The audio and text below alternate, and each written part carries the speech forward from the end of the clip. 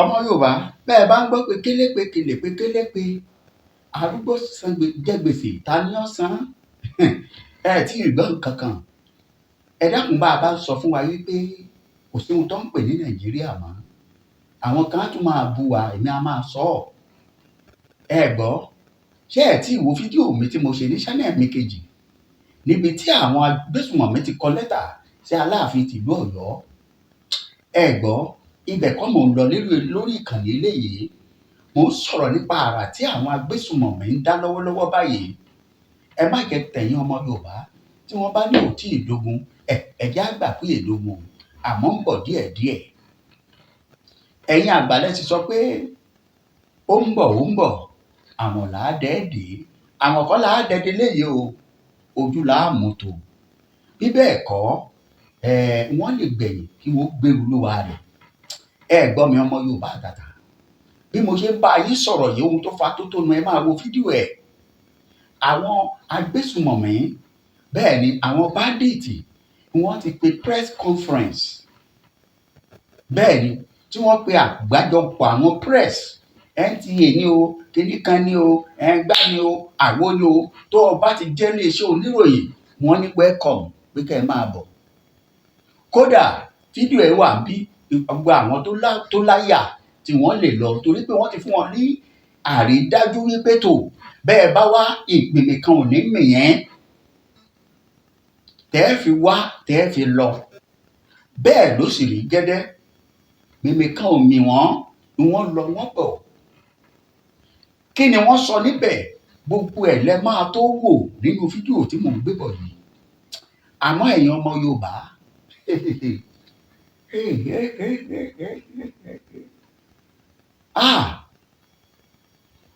kí ni wọ́n sọ nínú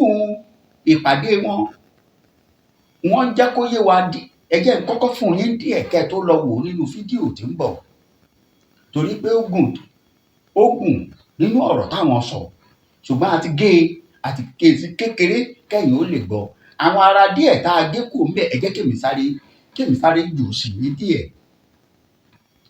wọ́n ṣèkìlọ̀ fúnjọba àpapọ̀ ni mo fi kọ́kọ́ sọ wípé báwo ni Bọ́lá Ahmed Tinubu ọmọ olódò rẹ̀ ṣe fẹ́ ṣe tí ó ṣe àṣeyọrí nílẹ̀ Nàìjíríà tí kò bá ṣe kó pe gbogbo wa papọ̀ ká pín orílẹ̀-èdè yìí bẹ́ẹ̀ ni torí pé àwọn èèyàn yìí bí mo ṣe ń bá yín sọ̀rọ̀ lọ́wọ́lọ́wọ́ báyìí ìpinnu tí wọ́n ní sí ìran Yorùbá ó kọjá àfẹnuròyìn bẹ́ẹ̀ ni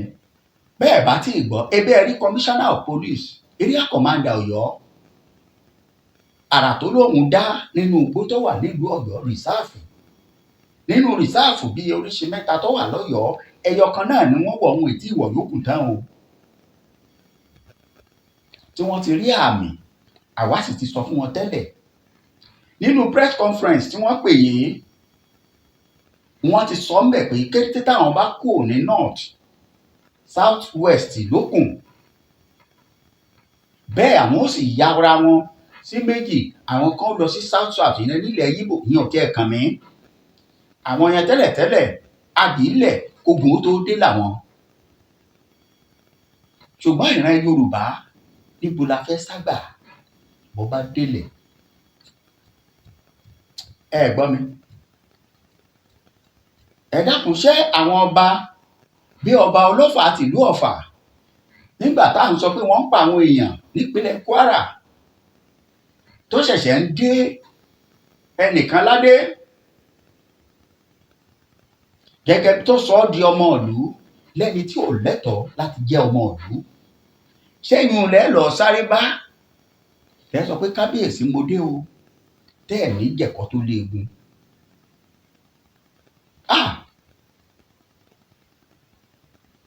ẹ̀rù ọmọ Yorùbá sì bà mí bíṣọ̀bù Adésínà Adéyẹmọ òun làwọn ọmọ Yorùbá tọ́ka sí pé ọjọ́ kan nínú àwọn ọmọlẹ́yìn olóyè Sunday Adéyẹmọ ni wọ́n bá fi hàn lápá àmọ́ kò ṣẹ̀ṣẹ̀ nínú self determination kọjá lé o ibẹ̀ kọ́ là ń lọ lónìí ń pile up ẹ̀ ẹ jẹ́ gbé yín débẹ̀ ẹ wá lọ worú àrà tí àwọn agbésùmọ̀mí dá bí wọ́n ṣe pe press briefing gbogbo nǹkan tó sọ ń bẹ̀ gbogbo ẹ̀ látúmọ̀ fún yín kẹ́ ẹ lè bá a láǹfààní ẹ dákun ẹ jọ̀ọ́ tó bá jẹ́ gbà àkọ́kọ́ rèé bá a share program yìí bá mi subscribe sí channel mi nítorí Ọlọ́run òun rèé ẹ farabalẹ̀ kẹ́ ẹ gbọ́ ẹ má gbàgbé Prophet Taiwo Solóyè bàbá orí òkè àṣẹ àtàgbàrà ẹ lè pè wọ́n nígbàkigbà kẹ́ ẹ fi bá Ọlọ́run wọn sọ̀rọ̀ lórí ohunkóhun tó bá ròyìn lójú òun rèé ọyá ẹ̀ṣọ́ mẹ́tò ń padà bọ̀ ìyẹn pẹ́ dé. ara mi ò rírí mo rórí orégbò lórí àtẹ bóyá ìwọ lè máa wò pé kí ló ń ṣẹlẹ̀ níbí yìí gbogbo àwa ọmọ Yorùbá àtẹ̀yin olólùfẹ́ wa tẹ̀ ń gbọ́ wa lásìkò yìí bandit òun ló ń grant interview báyìí ìyẹn ni press briefing kí ló ń sọ níbi press briefing ẹ máa tẹ̀lé wa bọ̀ ẹ máa gbọ́ lẹ́sẹẹsẹ èdè Haúsá Fúlàní iná ló fi sọ̀rọ̀ ìdí rèé táwa fi ń fọ́ sí wẹ́wẹ́ fún yín lọ́wọ́lọ́wọ́ báyìí kí ló ń sọ ìpele méje ló pín sí o àwọn èèyàn tó fi ilẹ̀ rèé ó ní nínú ọ̀pọ̀lọpọ̀ àwọn tóun kó àwọn èèyàn bíi 40 lòun kó lẹ̀ báyìí fúdìí èyí òun pa á láṣẹ ni òun ọ̀dà alábàá ìjọba kíjọba kan kò gbọ́dọ̀ wá súnmọ́ òun pé kí wọ́n wò òun ẹ̀rọ́rùn mi ẹ̀rí gbàǹgbà ẹ̀rọ́rùn mi ẹ̀rí pàǹpà ìbọn ló ń jẹ́ bẹ́ẹ̀ àtòníṣiríṣi ohun èlò olóró fúndé èyí ìjọba kíjọba tó bá lójú láyà tó bá wá bá òun níbò bá òun ó dàbí ajá tó bá wọlé tẹkùn tí ó wẹ̀wù ẹ̀jẹ̀ ọmọ Yorùbá ṣe ẹ̀ wá rí i wípé bá a bá ń sọ pé orílẹ̀-èdè yìí ò ṣiṣẹ́ mọ́ ó ti wá clear lójú gbogbo èèyàn pé kò sí orílẹ̀-èdè tó ń pè ní Nàìjíríà mọ́ kí odidi èèyàn lásánlàsàn tí ò tó ìjọba ẹ̀rẹ́ àwùjọ wọn rèé tí ò tó jọba kí wọ́n máa kalẹ̀ bẹ́ẹ̀ olóyè Sunday Adéyẹmọ Ìgbòho Òòṣà kò pààyàn bẹ́ẹ̀ kò gbébọn kò jí ìyàn gbé ìjọba Nàìjíríà lókunbi tó máa tọ̀ àwa tá à ń pè fún òmìnira Yorùbá á pààyàn bẹ́ẹ̀ á jí ìyàn gbé ẹ̀tọ́ wa là ń béèrè ẹ rojú àwọn bandit leader rèé omi ìtún bẹ níwájú tí wọ́n tún gbé wa bá yín ẹjẹ́ á máa bá a bọ̀ wẹ́rẹ́dìwẹ́rẹ́ abẹ́ ẹ̀ráyé ẹjẹ́ á pa á láriwo ẹ bá mi pín ètò yẹn ẹjọ́ ọmọ Yorùbá ẹjẹ́ á pa á láriwo ẹ fi fídíò yìí hàn ẹjọ́ tẹ́jọba àgbáyé ẹjẹ́ á pa á láriwo kó yé gbogbo èèyàn pé tó àwọn eléyìí orílẹ̀-èdè Nàìjíríà kò ṣiṣẹ́ mọ́ ẹ fún wa lórílẹ̀-èdè wa níbi tí ẹ yọ ẹnìkan tí ń halẹ̀ ataka musu burki dutsen ma kudu gabas arewa yamma duk inda ban dutsen ma yake son ya tahi daga irin ranar yau mun saki kowa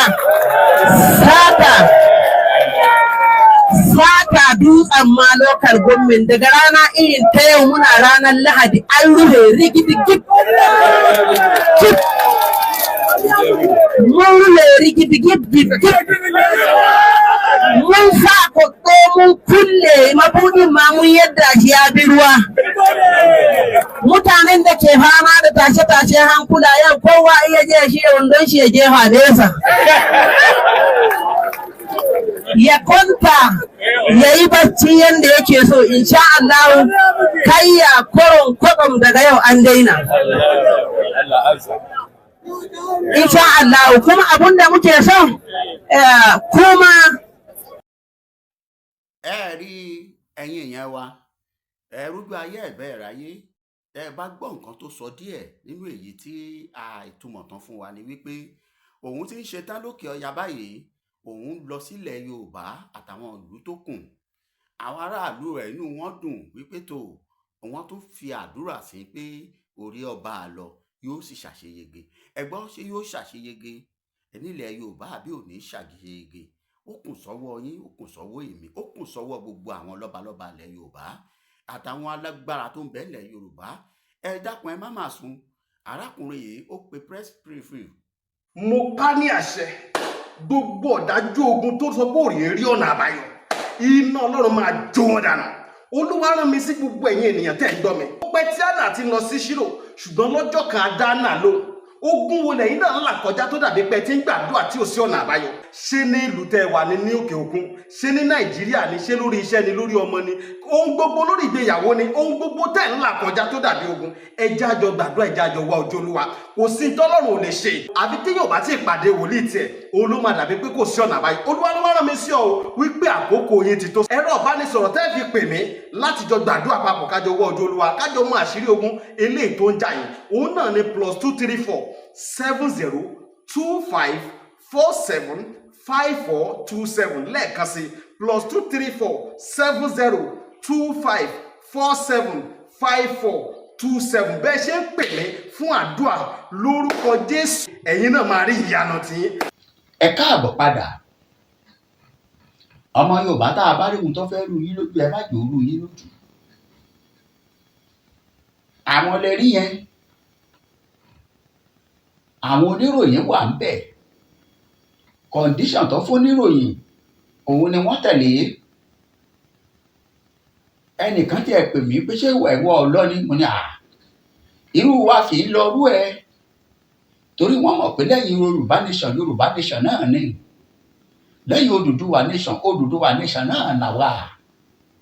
àwa ò ṣe oníkébékébé. I remain loyal. tó bá jẹ́ nínú àwọn broadcaster tó ń broadcast fún orílẹ̀-èdè Yorùbá, òmìnira Yorùbá, mo jẹ́ kan nínú àwọn one man standing gẹ́gẹ́ bí ọ̀rọ̀ ọ̀gá mi Kóìkì.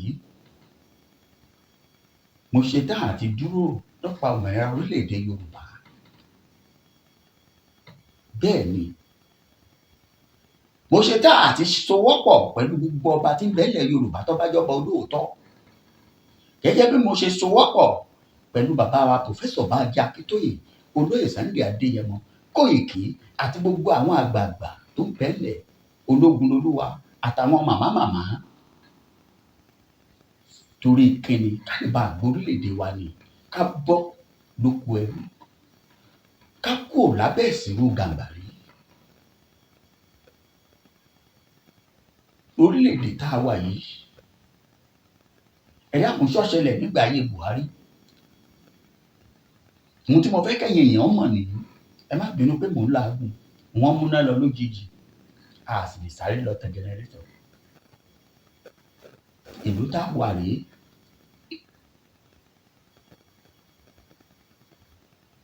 ṣùgbọ́n wọ́n fẹ́ fi jẹ́ kó yé gbogbo àgbáyé pé bóyá ká sọ pé Bọ́lá Ahmed Tinubu ò ṣiṣẹ́,